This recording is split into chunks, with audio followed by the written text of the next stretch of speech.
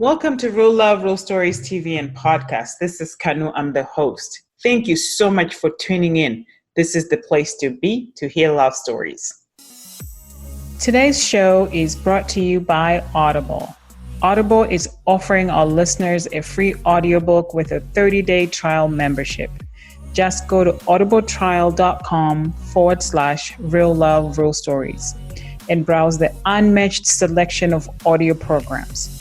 Download a title free and start listening. It's that easy. Go to audibletrial.com/Real Love, Real Stories to get started today. In today's episode, I'm going to be sharing some tips on making sure you're coexisting well with your partner or with your roommate or as a family as we are experiencing this social distancing, physical distancing, and not being able to go to work and or to do the things that we're used to doing. We find ourselves being stuck in the house. So, with that said, that can also create a whole set of problems because all of a sudden you find yourself, you're stuck in the house with people that you normally would see a few hours a day. And, stuff will start to come up. So I have some 10 tips that I hope that will help you, get through this. So the first one is choose joy. Like literally choose joy in the very first 5 minutes of you waking up. When you wake up and you're like, it's going to be a good day, and you smile at your partner, it's going to help you, stay that way for the rest of the day. There are actually studies that were done that show that if you wake up happy and you just choose joy from the beginning, the whole day will end up being a joyful day. So choose joy in the first 5 minutes. And then secondly is get moving. I know that right now you can't go to the gym and maybe that's what you're used to, but you can go outside. I hope the weather is nice where you are listening to this episode from, but where I am in Phoenix, the weather is good. Today wasn't all that great because it was raining all day, but, it's been nice weather. So I can go for a walk, and I've been doing that quite a bit, actually. So you can go for a walk, you can go for a run, you can go for a bike ride. And if the weather is not nice that you do that outside, I hear many gyms are offering these virtual classes to help their members that are not able to come in. And, or you can actually look for a YouTube video to work out to and, take a class that way. So definitely get moving. So number 3, come up with a code word or a safe word for your family. So when emotions are starting to, like when you start to get frustrated, and you want to be able to communicate that you're getting frustrated before you get to the boiling point where you end up like blowing up, come up with a code word, an example would be like Mayday. Some people have used that as a code word. So use that, or you can come up with your own word. Like you can choose an animal name, you can choose a country name, you can use a flower name, whatever that you decide as a couple or as a family. Use that word in times when you feel distressed, in times when you start to feel like, oh, this person is annoying me, and we've talked about this, they haven't listened to me. Just say that code word. It will remind them to stop doing whatever it is that you've talked about.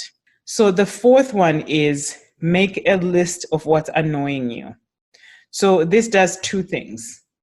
One, sometimes when we write things down, it kind of diminishes the intensity of which we're feeling like we're frustrated. So if you write down what's annoying you, you might look at it and go, oh, that's really petty. And then you can let it go. Or you can now share that with your family, with your partner and say, this is what's annoying me. They love you. They would listen to you and they would stop doing whatever it is that they're doing. So also using the code word or the safe word, you can come up with it and say, if I start to do this, just say the safe word and I'll stop. So think about that and then share that list of what's annoying you with your family. Number 5. So if you're listening to something, I advise or I suggest that you wear headphones. If you're in a house with kids who are watching whatever they're watching, maybe on an iPad or on TV, or, not everybody likes to watch and listen to the same thing at the same time. So if you're listening to something, make sure that you wear headphones. And maybe make it a rule for the family that they wear headphones, unless if it's like more than 2 people are watching the same thing, then obviously they can be watching it on TV and listening it in the normal volume. But if it's one person is listening to one thing and another person is listening to another, just wear headphones. And with that said, Audible offers a free book. So you could start that if you're looking for something to listen to. So if you go to audibletrial.com/real love, real stories, you can get a free book that actually more than one free book, and you can start listening to one of those favorite books that you've been wanting to listen to during this break, where you find yourself having a little more time and looking for something to do. But wear headphones so that you are not annoying your partner or your family members. Number 6, make it a point to get up. Like I said, choose joy in the first 5 minutes. So when you get up, you exercise, take a shower.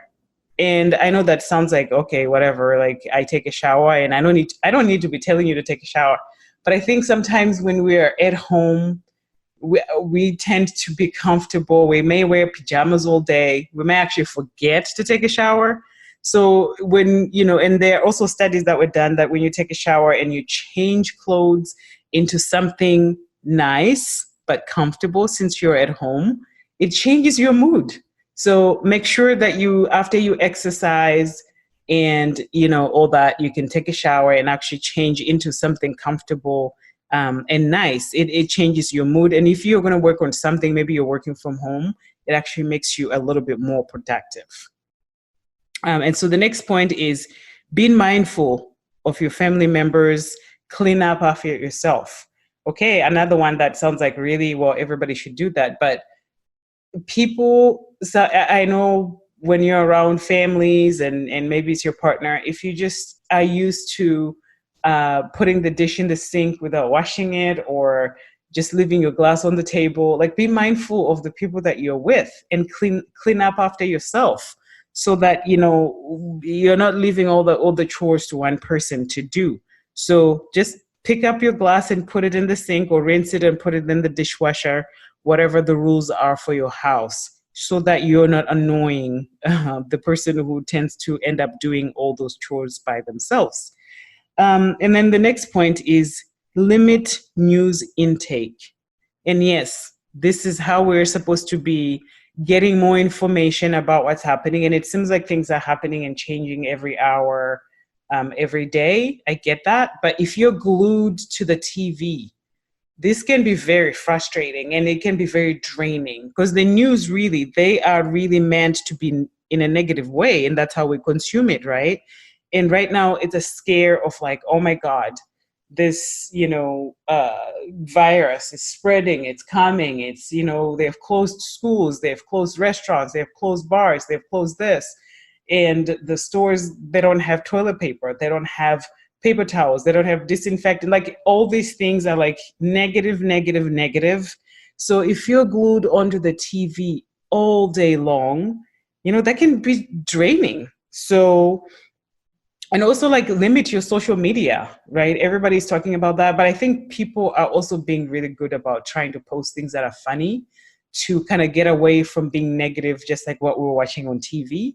So make it a point. If you get on social media, make it a point to visit that profile that you haven't seen, that friend that you haven't seen, and maybe make a comment on a photo or something that they posted. Make a positive comment. It will make them smile. It will make you smile. So limit your news intake. And if you're spending more time on social media, make sure that you're leaving some positive comments.